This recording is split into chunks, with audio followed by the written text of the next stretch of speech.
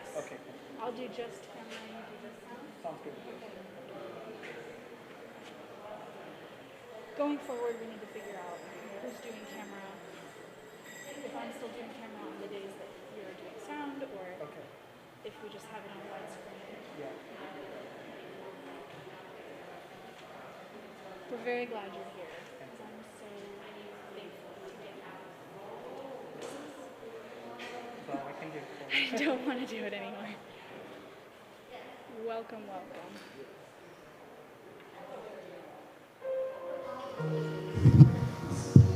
Sounds like it. Mine is.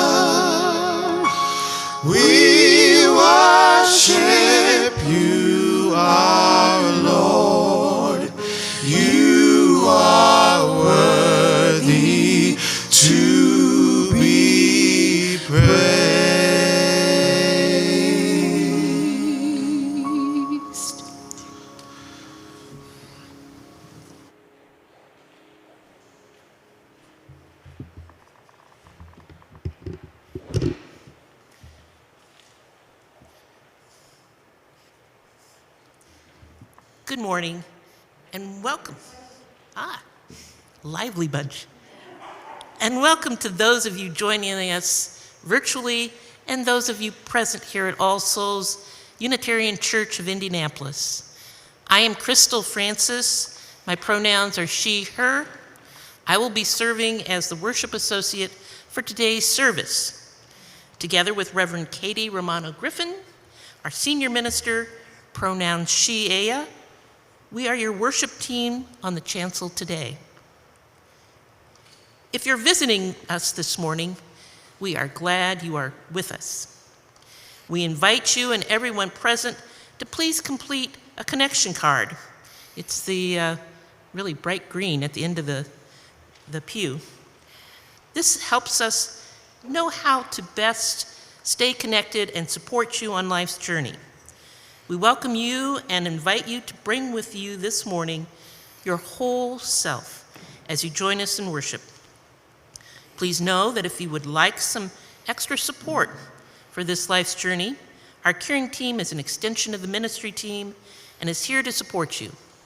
You can reach the caring team by calling All Souls and selecting its extension, or by email, pastoralcare, all one word, at allsoulsindy, all one word, .org. So much, Crystal. Oye, mi gente, I feel like we've got Monday energy. It's a holiday weekend. Come on, thank you. We are here to experience the joy of choosing to be together in this space, in this moment made holy by our choice to be together. So let us celebrate in this time. And now a few quick announcements. The first is that we are in medium risk. We are requiring masks at all times in the building, but we do have some wonderful pastries that you're going to see after service. Please do enjoy the pastries, and of course you'll be unmasked at those times. So thank you to everyone who's done the work in the kitchen today. We also have a special announcement, so I'd like to invite up your board vice president, Babette Miller, to share a few words.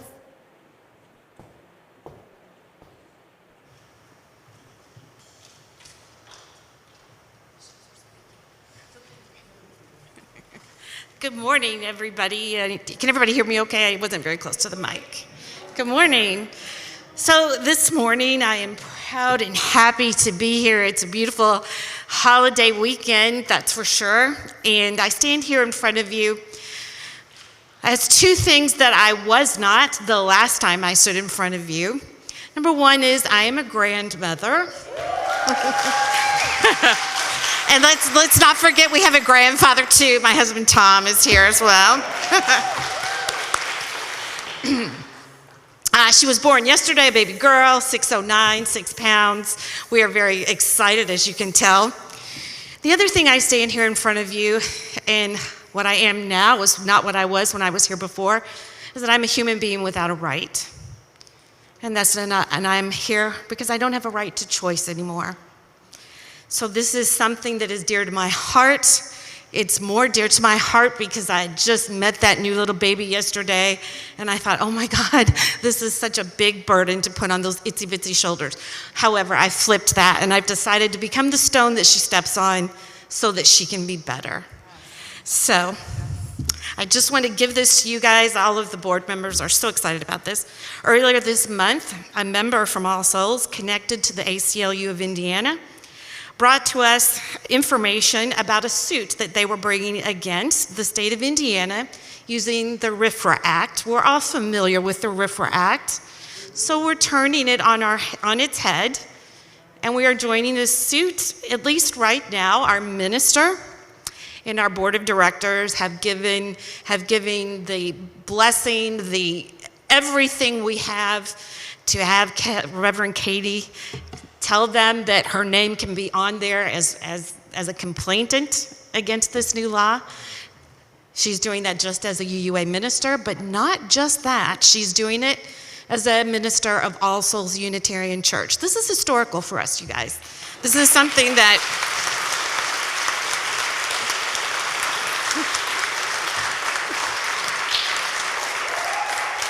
so we are just overjoyed. You can tell I'm just so happy. I'm a little verklempt. I don't know how to get through all my notes here. So sorry. But anyway, so let's see, where am I here? The ACLU also might need additional plaintiffs to add to their suit. So that being said, that would call All Souls Unitarian Church. That means all of us, to make a decision as to whether or not our church wants to support a further suit with the ACLU against the abortion law that is in effect in Indiana. To do that, we'll have to have a congregational meeting. We'll have to have votes on it.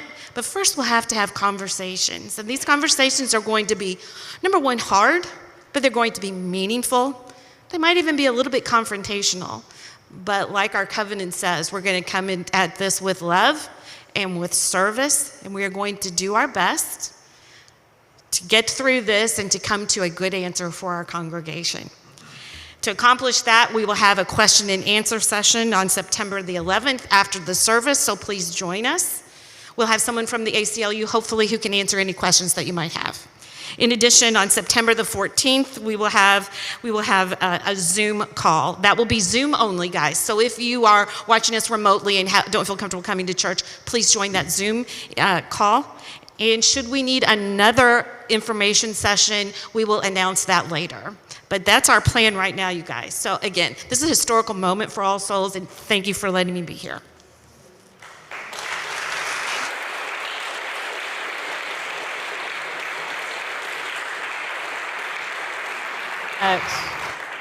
So much, Babette, and congratulations again, Babette and Tom.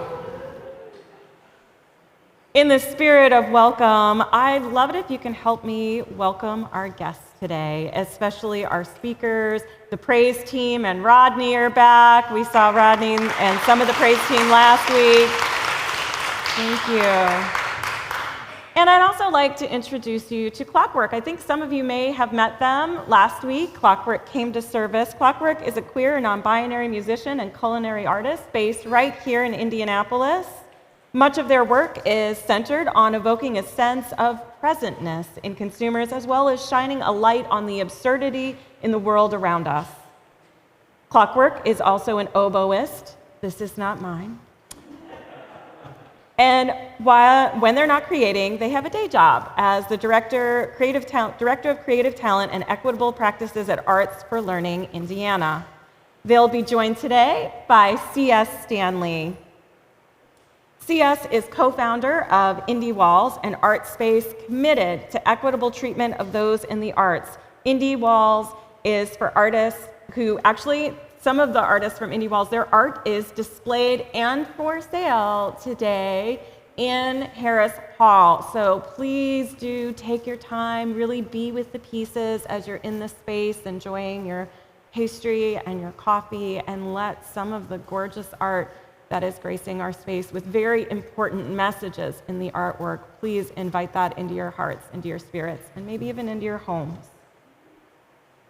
In this moment of our shared journey, after a good big welcome for our guests,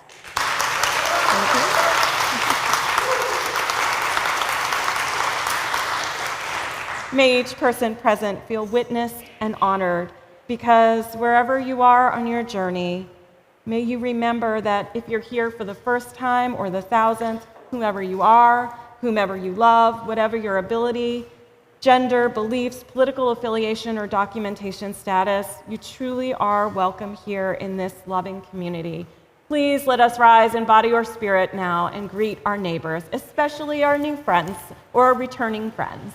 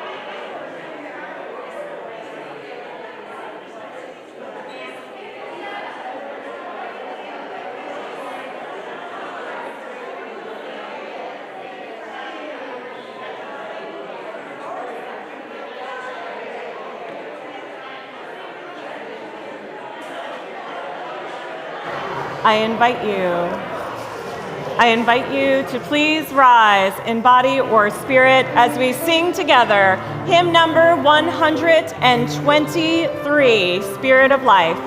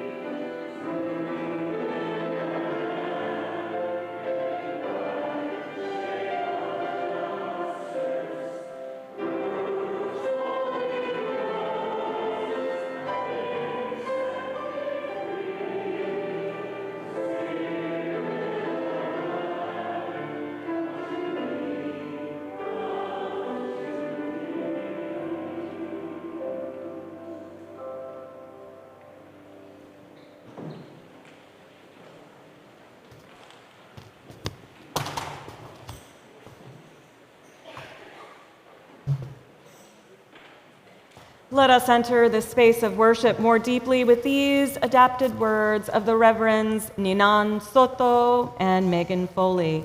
When I raise my hand, I invite you to say the words, all of us need all of us to make it. All of us need all of us to make it. Unitarian Universalist minister, the Reverend Ninan Soto, writes, all of us need all of us to make it. I want you to get used to those words and make them your prayer. All of us need all of us to make it. This is why Unitarian Universalists support the Black Lives Matter movement. This is why congregations across the nation are claiming our eighth principle. So say it with me, loud or soft. All of us need all of us to make it.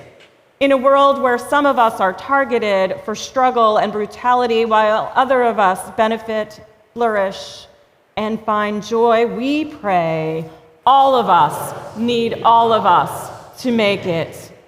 In a world where powerful people of ill will and indifference make us fearful for our safety, our futures, and our lives, we pray, all of us need all of us to make it.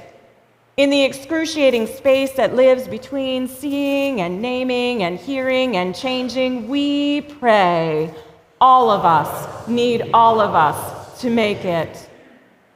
Make a picture in your mind of someone you aren't very happy with right now. Look at their face in your mind and pray, all of us need all of us to make it. Unitarian Universalists believe that all of us need all of us to make it. This is why we strive to live into the eighth principle, which calls us to dismantle systems of oppression within ourselves, locally and globally too. May we move from a space of understanding that we all have places of privilege that intersect with the oppressions of others.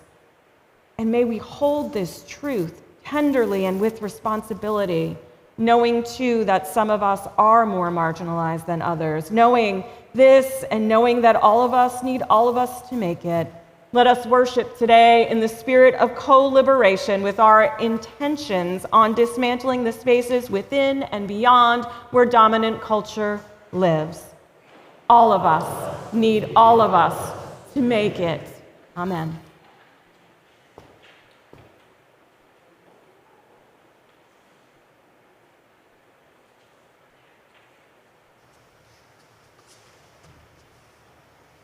I need a helper up here.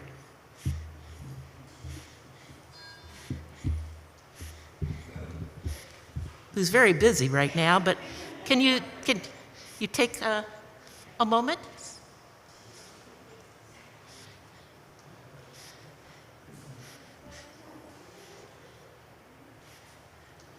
Tell you what, Dad, you want to come up? Yeah, you.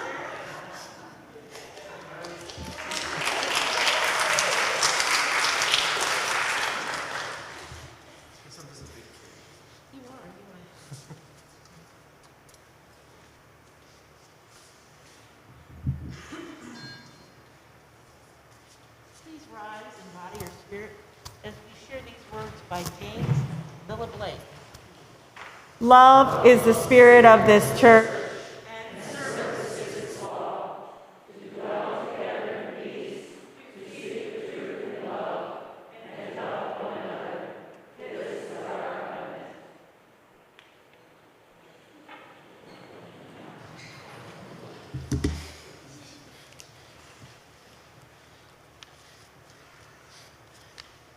I will be glad when we can not have to wear these masks.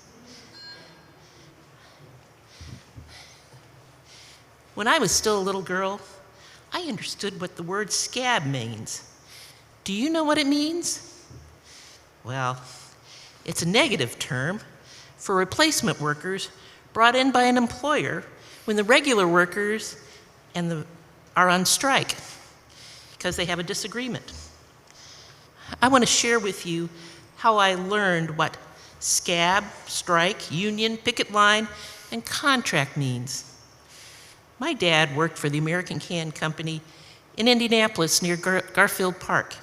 It's not there anymore, although the building's there, the parking lot's there. He was a millwright and a member of the U.S. Steelworkers Union. Whenever Dad's union when the contract expired, usually during the winter months, chances were that he would be on strike while a new contract was negotiated. He would have picket line duty. American Can operated on a seasonal basis when fresh fruit and vegetables were being harvested, like right now. American Can made the cans. Duh. Across the street from American Can, the Stokely Van Camp Company put the fruit and vegetables into those cans. Dad was often laid off from work during the winter slowdown. Fortunately, he could receive unemployment benefits until he could find other work.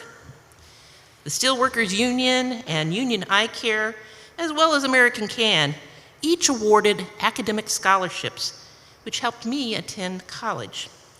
I was eligible for those scholarships because my dad was a union member and an employee of a unionized employer.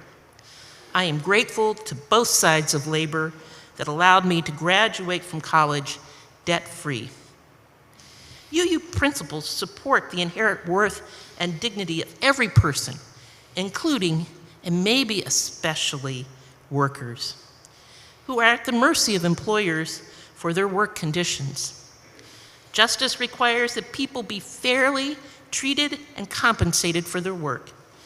COVID brought home how important it is that we protect frontline workers. Because of unions, we have a 5-day, 40-hour work week. We have safety protections for dangerous work hazards. We also gained a national minimum wage and employment benefits. My family benefited from terms negotiated by the union. My dad, wonderful man that he was, could not have negotiated by himself for the benefits he received. The company would have told him to accept the pay and benefits offered or look for another job. Thankfully, he, my grandfather, and most of my uncles all worked at factories under union contracts. Wages for most people are still a serious issue. The minimum wage is not tied to the cost of living or inflation or even the poverty rate. It is only changed by Congress. As we celebrate a day off from work for some of us, let's remember the fight for a living wage and decent work conditions. It is sad that the minimum wage remains at $7.25 an hour. I can't imagine any of us taking a job for that except in the most dire of circumstances. Please remember those unrepresented workers whose wages have been stagnated and who hover near the poverty line. All of us need all of us to make it.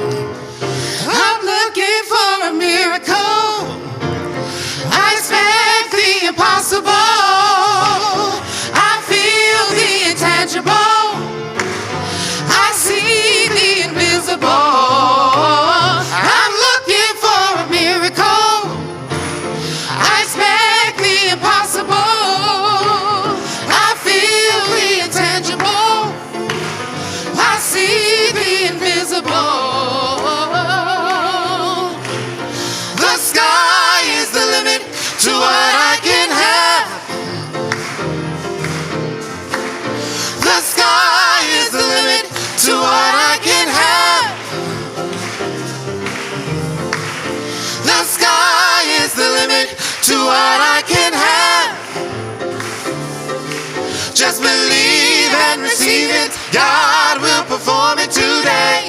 Hey, hey, just believe and receive it. God will perform it today. I'm looking for a miracle. I expect the impossible. I feel the intangible. I see the invisible. I'm looking for a miracle. I expect the impossible.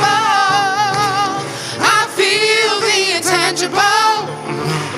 I see the invisible. The sky is the limit to what I can have. The sky is the limit to what I can have.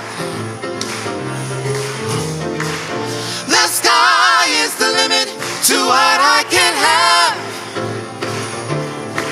Just believe and receive it. God will perform it today. Hey, hey, just believe and receive it. God will perform it today. I expect a miracle every day. God will make a way out of no way. I expect a miracle every day. God will make a way out of no way. I expect a miracle every day. God will make a way out of no way. I expect a miracle every day. God will make a way out of no way. I expect a miracle every day. God will make a way out of no way. I expect a miracle every day. God will make a way out of no way. Just believe and receive it. God will perform it today. Hey, hey, just believe and receive it. God will perform it today. Hey, hey, just believe and receive it. God will perform it today.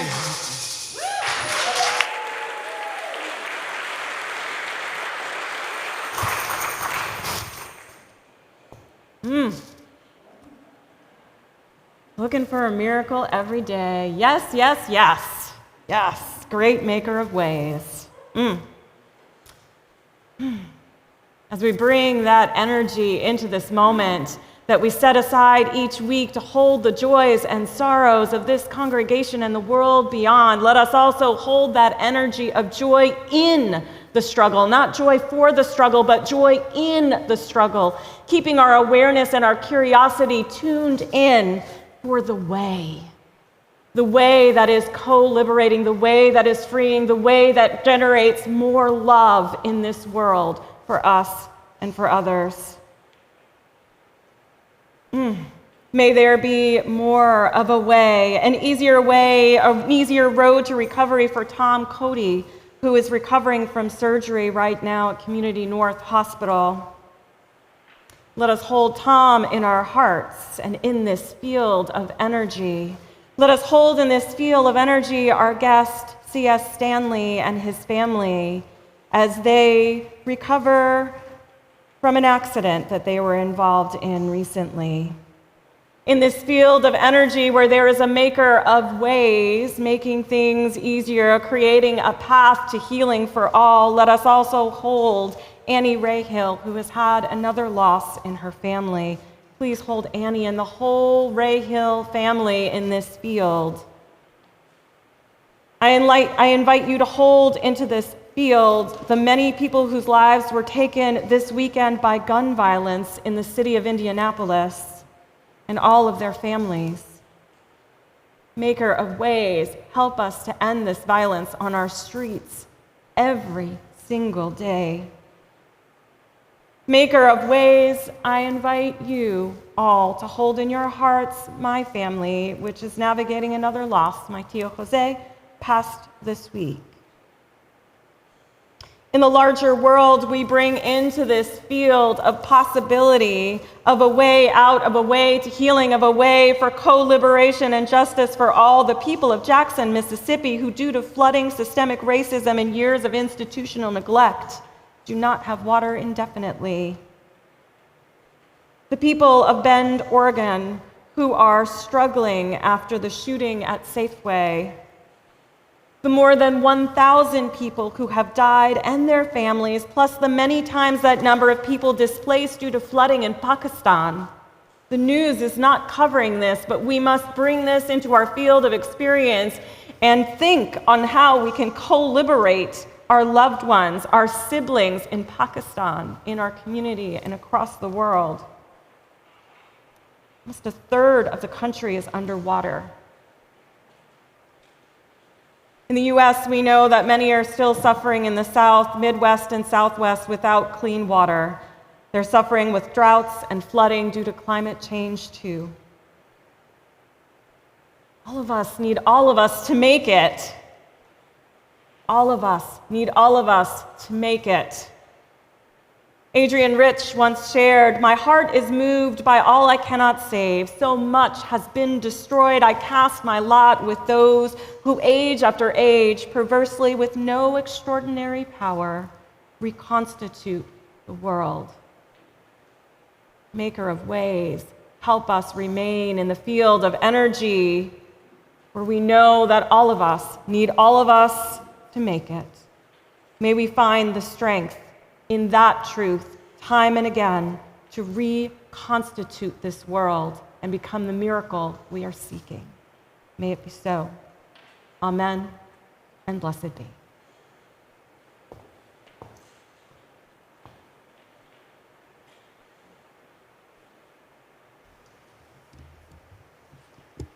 Good morning.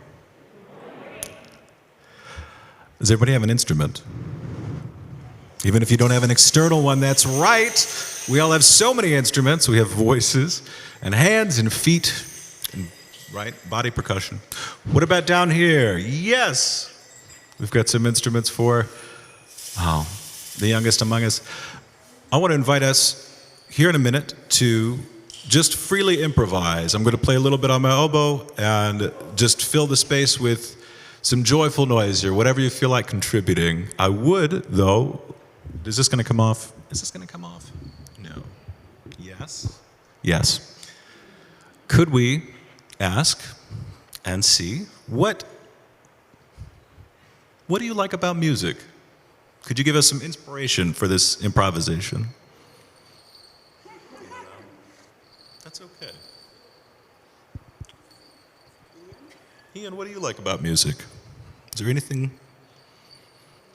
What do you like about music? Nothing.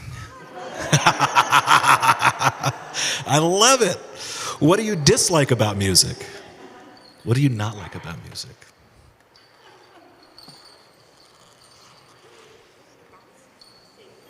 Dancing and singing. Dancing and singing are such good parts of music. Oh, thank you. Thank you for sharing. Thank you for sharing. So feel free to dance and sing or do nothing. That is always acceptable. You can stand up. You can sit down. This is free improv, and just about anything is music.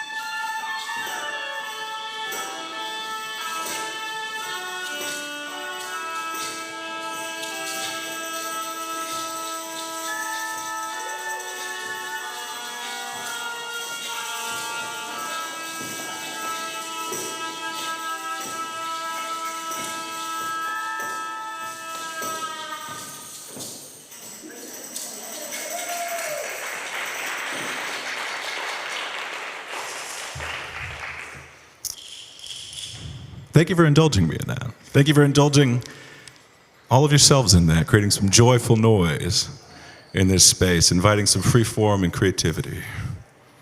Much appreciated. As was said, my name is Clockwork. My pronouns are they, them. I'm a queer and non-binary musician, culinary artist, and arts organizer here in Indianapolis. Some of you may not be as familiar with the non-binary gender identity and what it means in this very gendered and binary world we live in. I like to say that being a man was a job I never asked for. A job that didn't fit me well, never really identified with it. So I quit it. I quit my attachment to the expectations that society places on me as a man. I identify as a gender freelancer relating to labor here. I do what makes sense to me in the moment with regard to gendered presentation or roles, striving to be intuitive and true to myself in the moment. Along with the change in personal identity came a renaming of myself as Clockwork. My parents were not that cool to name me Clockwork as a kid. There's no gender associated. You don't have a, oh, that's a man's name, that's a woman's name. No, it's not. It's not really a name, right? So no gender. But to me, this name means a lot. I gave this a lot of thought before renaming myself. First of all, I have an obsession with keeping time. As a musician, I'm always keeping time. I'm tapping, I'm humming, I'm moving my foot, I'm singing. I grind my teeth in time if I'm not careful, so I gotta keep it somewhere else. I'm a neurodivergent person. I have ADHD. This is a way to stim and feel a little more comfortable and grounded by keeping constant rhythm. I find my place in society as an organizer, creating systems, mechanism, clockworks, right? As well as an homage to my belief that if God exists, I think the best name we have for her is time. Time is immortal, it is fluid, it is the one resource we cannot control or get more of. It's how we describe our relationship to one another, it's what binds us together. And humans created clocks to try and understand time, to try and put limits on it, to try and commodify it. This became particularly important in the Industrial Revolution, when the owning class needed to convince the working class to sell their bodies for the greater good. They equated this to labor hours. They needed some kind of metric they had to invent to commodify time. In our society, we the working class are then convinced to trade our most valuable resource in time for the closest equivalent commodity in cash money. In America, money has become a signifier of our worth and our status, of how much time we've been willing to spend contributing to the greater good. We've been convinced through the myth of labor hours that our good work will be compensated fairly. And if you would like a higher social status in our meritocracy, all you have to do is trade more time for more money. Of course, that is a very large lie, perpetrated by the owning class to convince us to labor in their favor. So much work that our society actually values, that it requires to keep operating, that we all collectively agree is important because we keep spending our money and time to support these folks, does not convert neatly into labor hours. Creative labor, artistic labor, and its output in the physical realm as art fall very far outside of this time equals money equation. How can we as artists convey the emotional work that has been put into a painting? The years of practice that have come before the performance of a 14-minute sonata. The decades of navigating this world as a neurodivergent individual trying to express the dissonance that we see around us. Sometimes feeling like we're the only ones who can see this particular dissonant angle. And logical means of expression don't seem to relate the depth of emotion in this processing, so we write soliloquies to hold up a mirror and from, I guess, anecdotally and research-wise, I've said neurodivergent now twice, and most artists that I know and have met are somewhere in that neurodivergent spectrum. We don't spend our time doing this weird and out there stuff that doesn't equate to labor hours or an easy life because it's a big choice. It's a different way that we're built a lot of times. It's the option we have, the best option we have. We feel compelled to try and express the beauty we see in spaces where we see people going. They're unaware a lot of times. A lot of us walk around just kind of stuck sometimes. I know I do. When we put in the emotional labor to try and heal the pain in the world around us, to entertain and make this short time we have a little more pleasant, provide some escapism, how can this be converted into labor hours? All of this emotional work. And the fact that our society sees making art as fun, it is sometimes, I don't know if fun's the best word, it's a deep joy. It's not always fun. But under capitalism, if something is considered fun and it provides a reward outside of labor hours, it's a belief that this labor should be discounted. You're getting enough pay then in your fun work that we can give you less money. But fun doesn't keep my lights on, fun doesn't pay my car note, fun doesn't pay for insurance. If I break my leg, I can't trade fun at the hospital. Fun won't buy me therapy, fun won't buy me lunch. I might be able to trade fun for lunch or a song, but again, like the years of work that it took I would be getting paid pennies. I would pay pennies for that lunch. It doesn't make any sense if we're commodifying labor hours. Of course, under capitalism, charitable work also falls under this umbrella of things whose labor should be their own reward. Nonprofit work, charity work, volunteer work, which is ridiculous. Folks in the nonprofit sector are also expected to donate their bodies, their labors, their minds, their souls for this warm, fuzzy feeling. I've been reading lately a sociological study called The Trouble with Passion, written by Aaron A. Sack. Aaron's thesis is that under capitalism, passion is a lever for wage labor abuse. People willingly give more of their time, more of their energy for things they enjoy doing. We've internalized this belief that good work is its own reward. And The Trouble with Passion goes on to state that through this, of course, puts us each individually in places of wage labor abuse, which we may or may not be able to navigate depending on our other support systems. This harms the collective. This sets a precedent. Anytime we as individuals agree to take less money for work we enjoy, we are upholding a system that continually undervalues this labor. And this systemic undervaluing of work from a place of passion is particularly precarious for artists whose work is seen as fun and whose emotional and psychological labor cannot possibly be translated to labor hours. So on this Labor Day holiday weekend, I ask you to reevaluate your relationship to passionate labor. When you give your time and energy, what are you getting in return? It doesn't necessarily have to be monetary for sure. There are so many ways to return your labor, your time and energy. There's value, of course, in volunteering for causes that we believe in, but we are getting something for that. And I posit it is okay to reflect on what we are getting in return for that, to be aware of our labor and output and how that affects the collective. Because devaluing our own labor not only puts you in a headspace to devalue other people's labor, but also upholds a system that undervalues the labor of the artists in our community.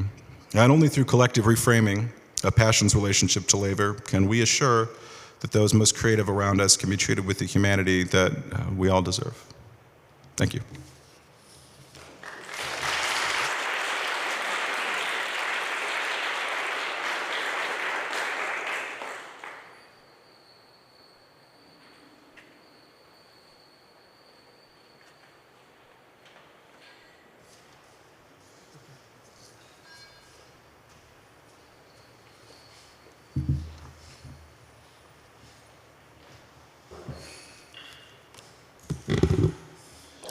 This morning, half of our offertory will go to the Arts for Learning. Your contributions today will support the important work of Arts for Learning. Arts for Learning provides arts education programs for youth in Indiana. Each year, it partners with schools and community organizations throughout the state to engage approximately 40,000 youth in the arts. With its roster of teaching artists, Arts for Learning offers creative learning experiences to empower youth and transform education. To contribute, you can put cash or check in the collection plate. Or if online, you can go to allsoulsindy.org, where you will find a link that says, Give to All Souls here, on the left side. It's beneath the description for today's service. You can also place your connection card at this time in the collection plate. Thank you for your generosity in supporting the mission of All Souls and for your continued love for one another and for this world. Take this moment to make your gift. Morning offering may now be given and gratefully received.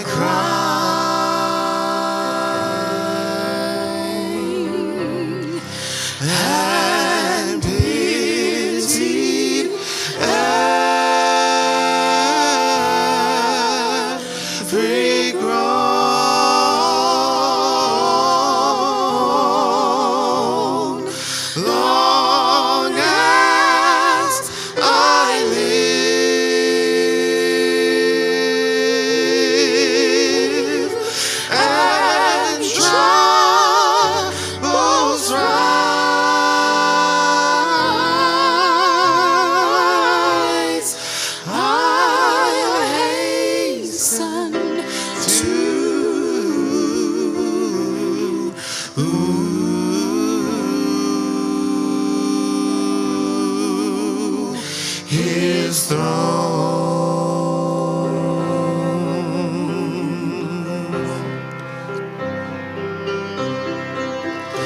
I'll hasten to His throne. I'll hasten to His throne.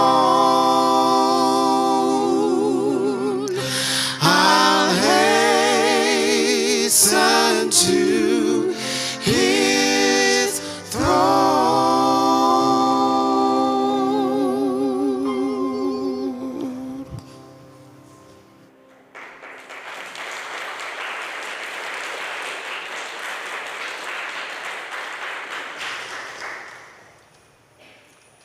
Good morning.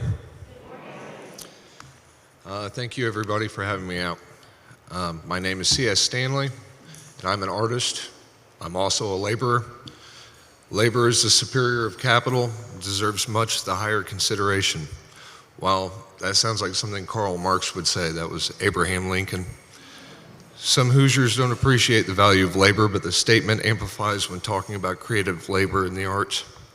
We really haven't experienced a world-class art scene here to know our value as artists, let alone are we equipped with the tools to build a world-class art scene to inform us of our value. The Midwest hosts a litany of predatory practices such as pay-for-play vanity galleries, art competitions to win bids on jobs that don't pay, and art fairs that price out working artists. There are no real home for artists that isn't under the guise of somebody else's commerce. That commerce is limited to the first Friday of every month, and even ethical art scenes are unethical at times. Our community suffers because there are no collective spaces that belong to the arts without caveats. And it seems that practice that everyone should get a plate before anyone gets seconds does not apply here. I've always subscribed to the idea of leaving things better than how we find them. While some of those Fronts remain ongoing trials. I just about gave up on thinking there was any way to revolutionize labor in the arts scene. I couldn't do it by myself anyhow. We would need a community who believed that they could as well as a marketplace that supports. Which brings me to Indie Walls. April 1st of this year, we opened a 50,000 square foot artist community center. Our plan is to create an experience like major cities have with their art scenes, something a little different that invites, that's inviting and inclusive to any and every artist as if it were their own. Most importantly, a place where their labor has value and sustainability with zero obligations to have to buy in. The building hosts free public use graffiti walls on the exterior, interior murals by resident and visiting artists, studio spaces, communal areas, workshop, in order to ensure we keep an influx of visitors in the facility to create sales for our artists. We host live music every Friday and Saturday on stage.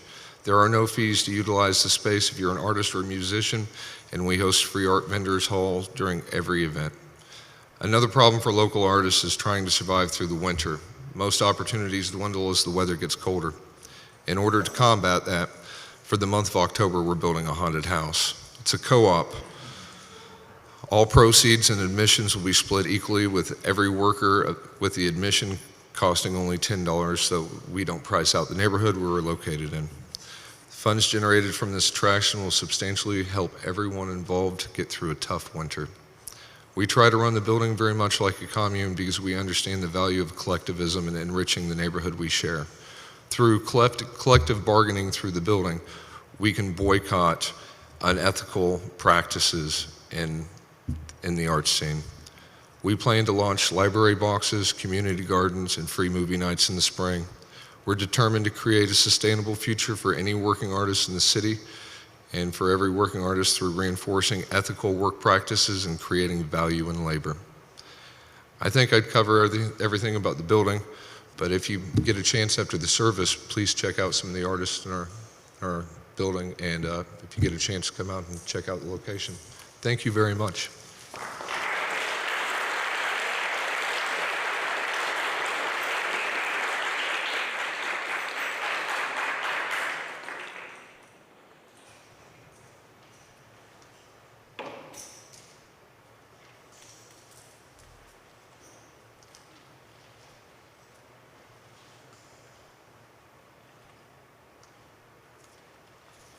See if I can get this off.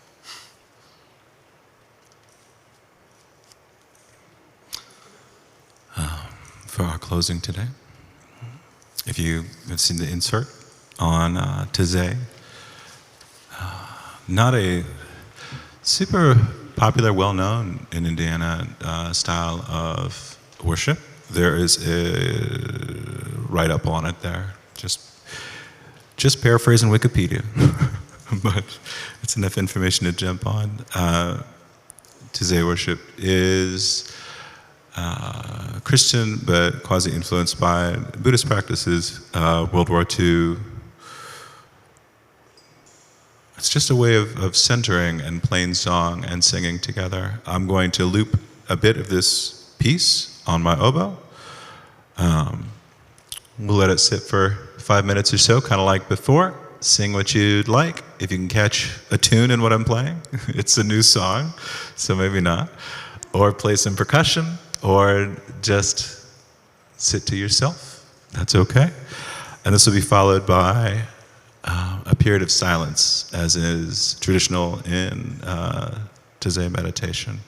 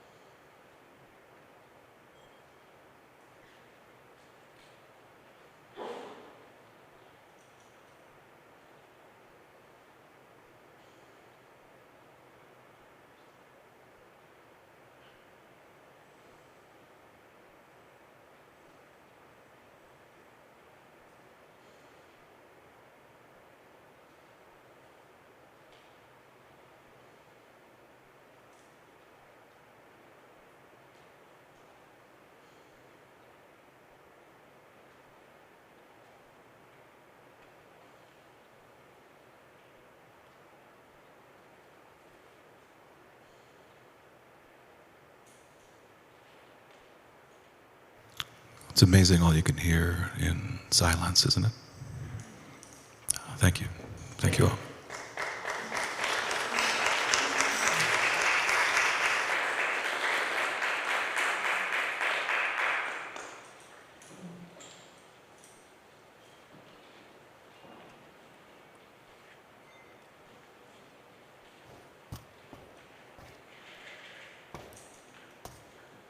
In the words of my dear colleague Abi Janamanchi, go in peace, go making peace, bowing to the mystery. May it be so. Amen.